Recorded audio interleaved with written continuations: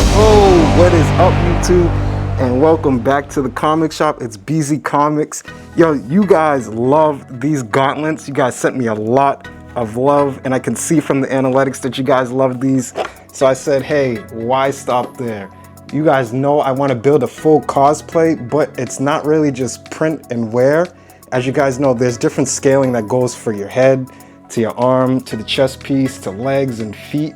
So what I've been doing is breaking it down into little sections like these so that way I can actually learn what works, breaks, and fails. For example, this was one of the first builds that I made of an actual arm, and I got to learn how to scale something for my arm and make it fit. One of the bigger challenges in cosplay is fingers, because there's no one size fits all. So going through this gauntlet build, I actually learned how to scale things to my hands and my fingers. And as you guys can see from all the artwork around me, through all of these tests and trials, I've been getting a lot better. So I wanted to switch it up. I do have a Wolverine helmet that would match these gauntlets. It's actually kind of a little sneak peek from a movie. But you guys know me, I like to be a little different and do things that you've probably never seen or never heard. We'll get a little bit more into his backstory in a little bit later, but make sure you guys are subscribed and you do hit the like and share button, because there is something new that I'm going to be making as always after this. So make sure you stay tuned to the end of the video for a sneak peek. Besides that, let's get down to business. Now let's get down to business. So I started off by downloading the files, right? And I chose the models that I found the most reference images to, so that way it would be a little bit easier. As you can see, they gave you a few different options to choose from. So I went with the ones with the most texture and had the best comic accuracy. So that's basically what I do with all of my builds. I used a replica of my head that I created for free to scale this to fit, because I am using a K1 Max. It's a really fast 3D printer. It's very accurate. With all the parts together, it would only take about 30 hours to print, but I didn't want anything to be off scale, which would make me have to go back to the drawing board and start this all over again. So after scaling everything, I found that 106 was going to work for me, which is typical for me for DO3D files. It seems like for most helmets, 106 to 105 is what typically works for me. And once I got that scale on the main part of the helmet, I replicated that same scale 106 on all the other parts and sent it off to print. Now for some reason the K1 Max has been giving me some camera issues, so check out this quick time lapse of the actual print, which I think is a little bit cooler.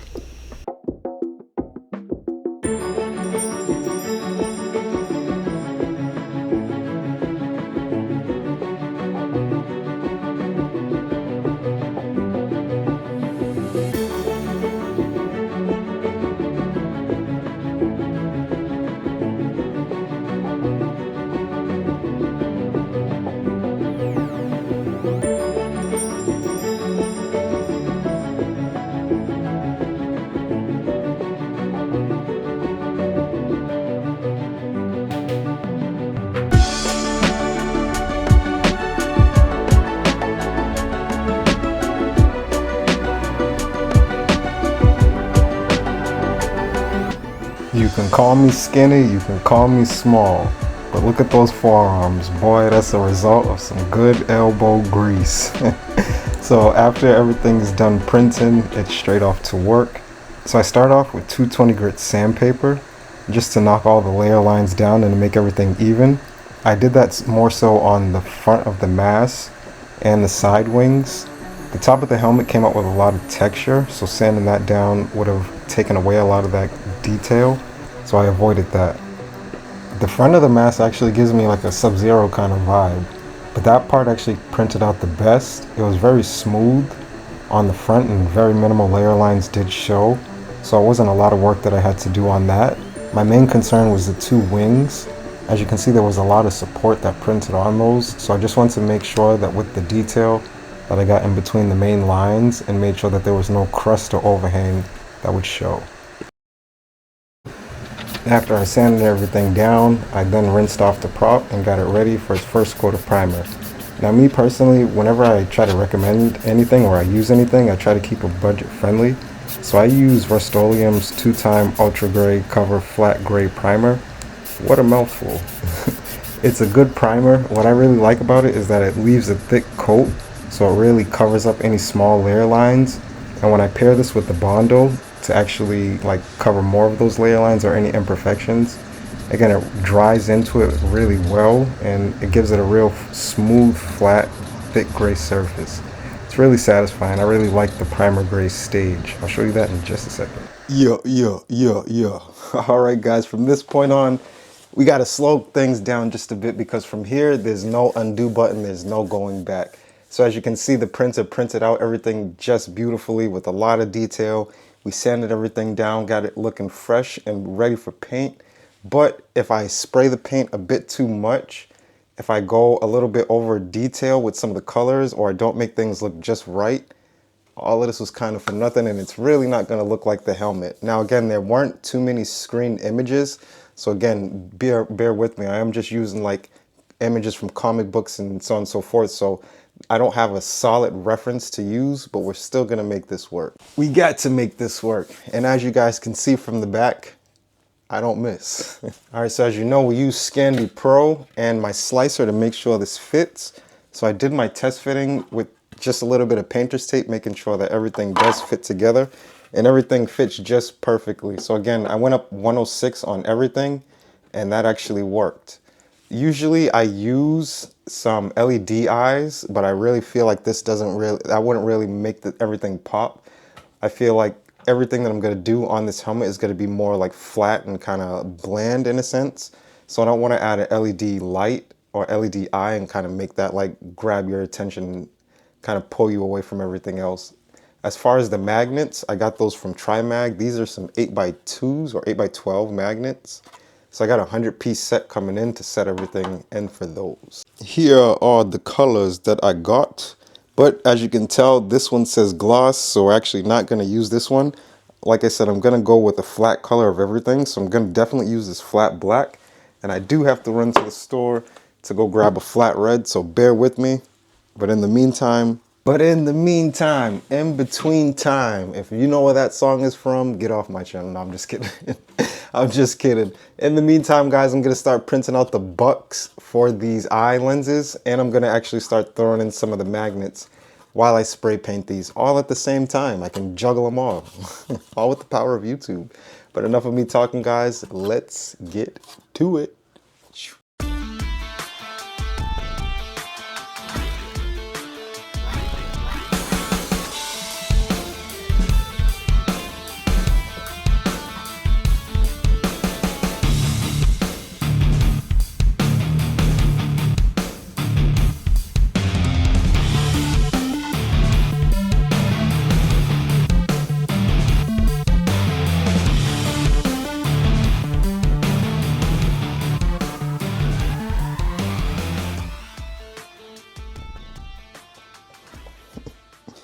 All right, guys, we're at that time now. We're in the fourth quarter where it's time to bring everything together.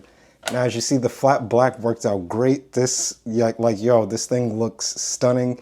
I kind of want to redo the whole gauntlet and give it like a full black finish with like a little red touch just to match this. But I think together, even still, this is going to look ridiculously crazy.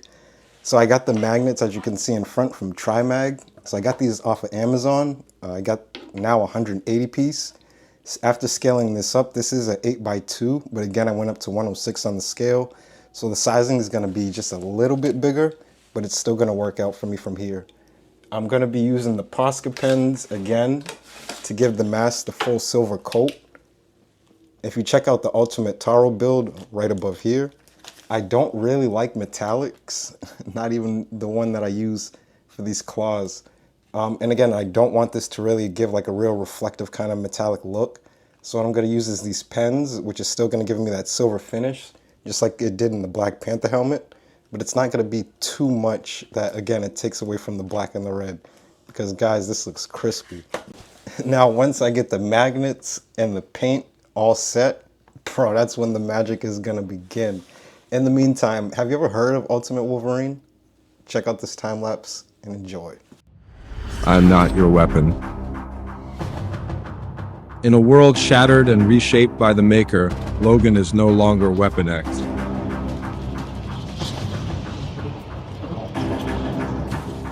He's the Winter Soldier, a mind-wiped assassin bearing a Soviet Red Star, forced to fight for a regime that suppresses mutant kind. Controlled by Colossus, Magik, and Omega Red, Hayes deployed as their ultimate asset. But as fragments of his past resurface, Wolverine begins to remember who he is and the freedom he once craved. In the heat of battle, alliances twist, loyalties fracture, and the shocking revelation about his creator sets him on a collision course with destiny. If I'm no longer your weapon, who will stop me?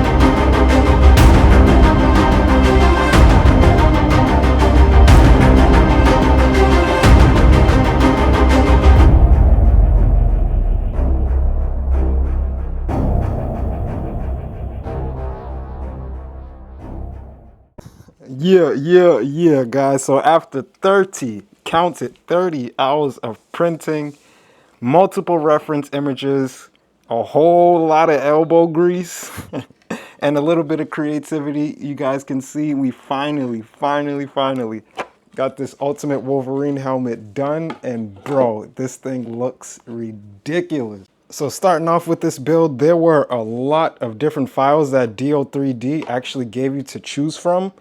So I was kind of like going back and forth because there were a lot of mixes and matches that you can do, some with a lot of detail, some with no detail. I had to use a lot of different reference images because there's no like screenplay of this film. Everything that I looked at were either like toys, fan-made animations, and stuff like that. So it was really hard to get like a good reference image and know where to start on this build. But as you guys can see, I think I came through. choosing the metallic for me was like driving me insane because it's really like, I feel like the centerpiece of the whole build. I didn't want this to be too bright or too dull and not really look like it. For the flat red, bro, I had to go to literally 10 different stores. I kid you not. Every Walmart that I went to, gloss, gloss, gloss, gloss. Home Depot and Lowe's the same way. I'm not somebody who really likes to go online and purchase things, especially not spray paint and then have to wait for that. But yeah, little things like this took a little bit of time. Even the magnets I ended up buying a 100-piece set and then an 80-piece set, because after I scaled this up, I noticed that the magnets didn't fit. So I thought it was like an error on my end. Bro, there was a little bit of conundrums, but we all came through. Dude, ever since I got this K1 Max, it's like my prints not only have been coming out a lot better, but I've been able to do a lot more files because of how quickly they print out.